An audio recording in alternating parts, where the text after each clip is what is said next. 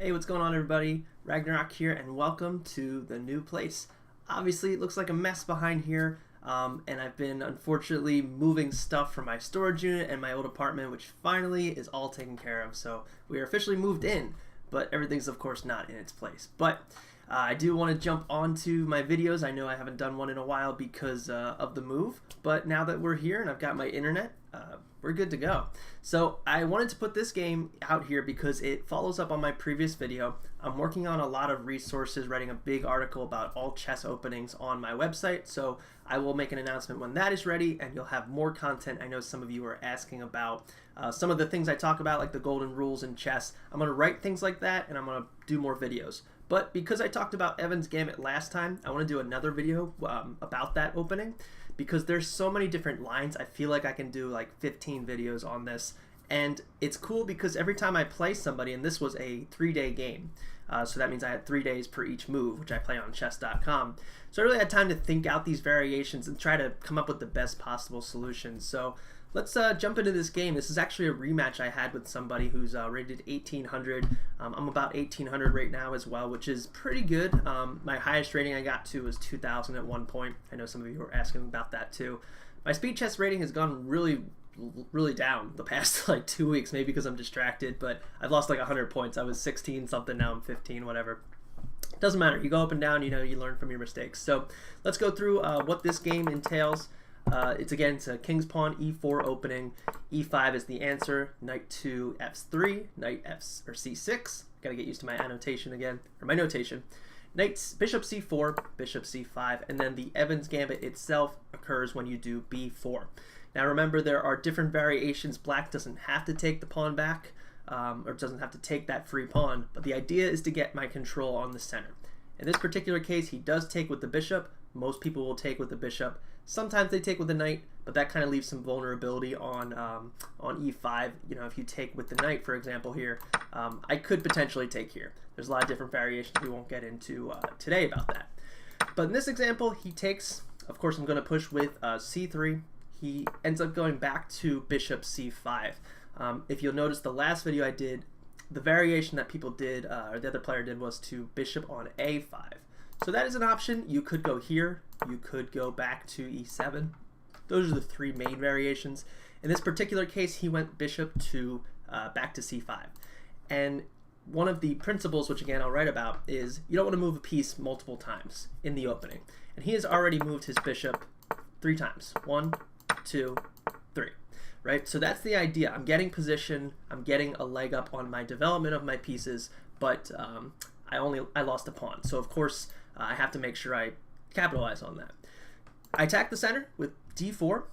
He takes back. He takes d4, and then I castle. Of course, allowing that he could potentially take this pawn if he would like to. And that's a different variation, which I don't believe we'll get in today, because he ends up going with knight to a5, which is an interesting move. Because my bishop is on c4, it allows for him to have an attack on this piece now with a tempo. So I've got to think about something that I want to do. And I thought for probably about a good half a day in between meetings, I would check my phone and just try to run through some variations, which is a really cool thing you can do with chess.com. It kind of helps you to visualize it by actually playing with the board and moving the pieces, instead of just looking at a board and thinking. And as I'm getting back into the game, I think that's really important for me to kind of remember some of these things. So my particular move here is bishop takes f7. And if you remember, the goal of the Evans Gambit is to focus on bishop, or the f7 square. Potentially in other variations, let's say he did this for whatever reason, my main goal was to get my queen here to be able to attack the f7 line. In this particular case, I decide to jump the gun and take right away. He really only has, I guess, 3 options here. He could move his king if he wants to. He can move his king to e7, or he can take. In any scenario, he has now lost his ability to castle, and his rook is a little bit cramped back here on h8. Additionally, he has not had a chance to move anything on his queen side. All of these pawns are here. His knight is off center, his bishop and his rook cannot move right now. And that's the thing I want to capitalize on if possible. So he does end up taking back, I believe, and I end up going to knight to e5. with check, which is good. I'm trying to keep him on the ropes, trying to see what I can do to get my pieces involved. I've got my bishop can come out at any time. It can also come here potentially if this bishop moves. And his king now has to move a couple of times. He ends up going straight back. He could have potentially come out, but this is really dangerous for him. His king, you don't want to bring into the center, especially with all of my pieces really, really open. So that would be a mistake for sure. There are ways I could potentially pounce on it. He could go back to this move, but then I can have check right away. Queen to h5 check. If he were to push, I could take here, and I could either take the bishop or I could take the rook. Probably the rook. I believe this would kind of even the game out a little bit.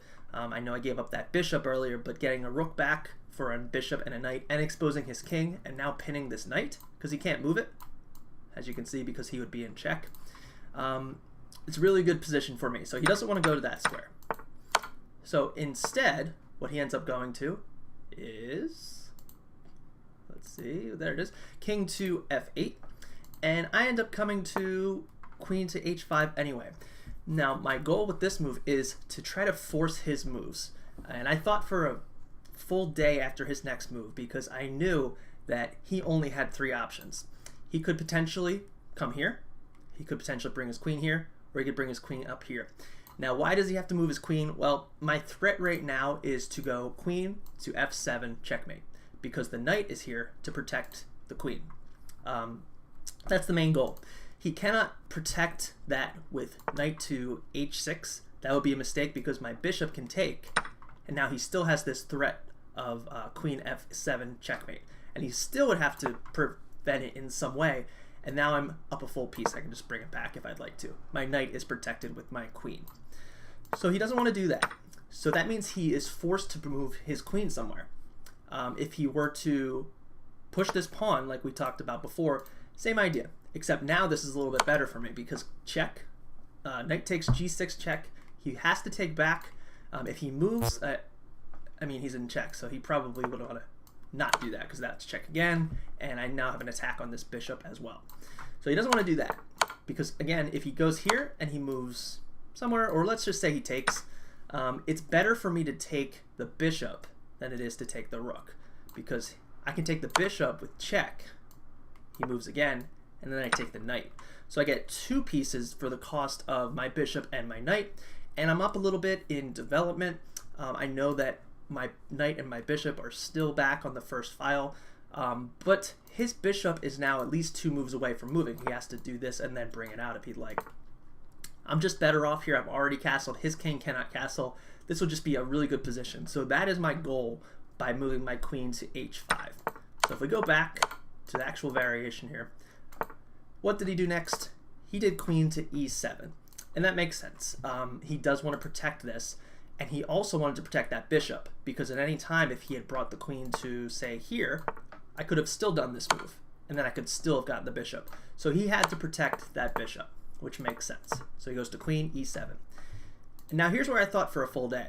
I end up going with f4. Now originally I thought maybe bring my bishop up here because if he brought here I could again do this knight move, and now I have check, which is very helpful, and I could potentially push this pawn. It might not work. I think he can take, but he's got some pressure on here, and I can kind of start to even the game out. I've gotten my rook for a couple of pieces, and it works out pretty well. But the game didn't go that way. I didn't think it was as strong as potentially pushing this pawn here, with the goal being that my rook is on the same file as his king. All I have to do is get this off of here somehow by continuing to push and get it out of the way, and then my rook is on an open file with his king. And I felt that that was very strong. Now, unfortunately, I do have this next move, or he has this move where he can take with check, which is what he does do, which makes sense. I did see that. It's just a tempo that he can buy back, and it's very strong, threatening pawn here too. Only 2 squares away. I'm not developed, so he could potentially get another queen out of that. So I decide, okay, I know, I'm going to just move my king to h1, and then he decides c2, which I feel like it's, I don't know if it's a mistake, but it does, like I was kind of going to bring my knight out here anyway, regardless. I feel like he's wasting a move. He really has to get this bishop out. I feel like something like this to kick my knight away would have been better than to c3. Maybe bring the knight back to try to trade, because I am really all up in his grill. He is out of development. He's out of place with his knight, his bishop, his rooks. This rook is stuck. This knight's kind of stuck. He's got to start moving them. So instead he goes to c2, and I go to knight c3, my threat being on the queen here. He goes to bishop d4. Again, you know, he's pinning this knight, because if I move it, he could take my rook. He could take this knight, but again, if he does take this knight right now, or after the next move, I could just take back with my pawn, and I've got what I have been hoping for with the check.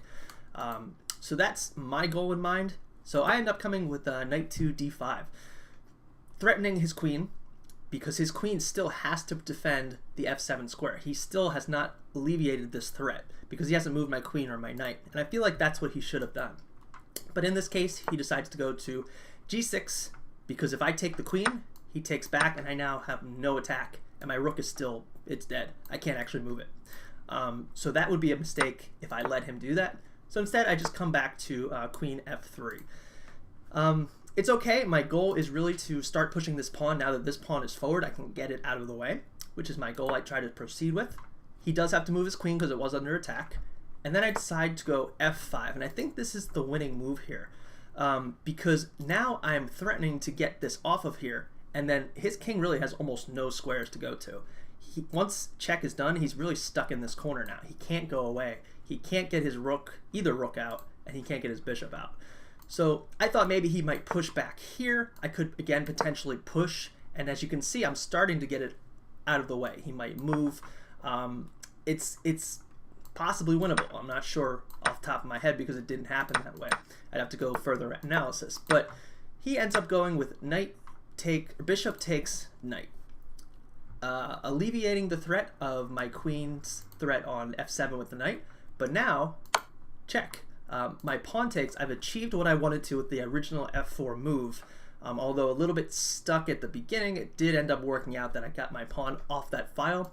And now I have three pieces that are attacking the f7 square. And he's in check right now. So if he had decided to block with his knight, I feel like I would have taken here.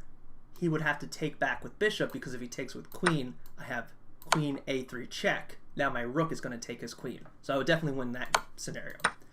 So I could take here, he could take back, and I can push. And this is just very, very strong and very cramped for him. If he decides to do something like this, I might have check here. I've got a lot of options because I've opened him up. But instead, he ends up moving his king to e8, which is now a forced mate in about 8 moves. So if you want to pause and kind of see what the next potential move is, pause the video, feel free to do that. I'm going to wait a second and then jump into what I believe is pretty much forced. All right, so let's jump into it. So I go with queen to f7 because he cannot move his knight. He has 2 options. He moves the knight, or moves the king, sorry, or he takes the queen. If he moves here, bishop goes to g5 check. He cannot block the check because I can take his queen now. He can't block with a bishop because I can still take his queen, because this bishop cannot take back because of check. So he also cannot block here because of checkmate. So he really can't go there. So the only option he has, and this is why it's forced, is he has to take my queen. I take back with my g-pawn, check. He still cannot move here because queen, promotion, checkmate. And then he has to go to f8. Now I take his knight, forced again. He cannot move away because it's check. You know, his king can't move. So he cannot take with the rook because he's in check with my rook. So it's a double check. When you are double checked, your king must move. If that helps you with speed chess, I know it always kind of is in the back of my mind. Double check means king must move. There's no other scenario you have to think about. King moves, and that's it. So king takes queen. The next pretty great move, I believe, was bishop to h6. And now it's really forced. I've got his king on the ropes. It cannot move anywhere. His rook is stuck. His bishop, rook, and knight are all out of play. So even though I've been down in position for a while, he can't really move anything else. He can't take my rook because I've got checkmate. His king can't move. I've got the rooks blocking off these 2 files, the bishop blocking off here. He can't do this because still checkmate. And he can't block here. Actually, that would have been probably a pretty good move. Was that checkmate? No, because I take the rook. He still can't move. And he still can't block because I've got checkmate up here as well. So I've checkmated in a lot of different ways. So he found, I spent a day thinking about this scenario. It all worked out great the way I wanted it to, but his next move was bishop to d6, which is the best move. It does prevent mate because now I cannot check him here because the bishop can just take. I can't checkmate here because the bishop still takes. So now I have to do another forcing move, e5. He really only has 2 squares he can go to. He can't move anywhere else because his bishop has to stay on this file to prevent mate. He still can't block my checkmate. So all I have to do is get that bishop off of that file. So that's why I push the pawn, because if he takes, checkmate again. And if he comes back here, checkmate. So he really only has 2 moves. He could go here, which I think is the best move, but he ends up going, oh no, hold on. Sorry about that. He ends up going to bishop a3, which is fine. I mean, he could potentially promote his queen, kind of force me out. I end up going with rook to e1. And it's funny because when I analyzed, I used the computer, the machine to analyze this, it says this is a blunder. And I have no idea why it says that. This is a forced mate in my opinion.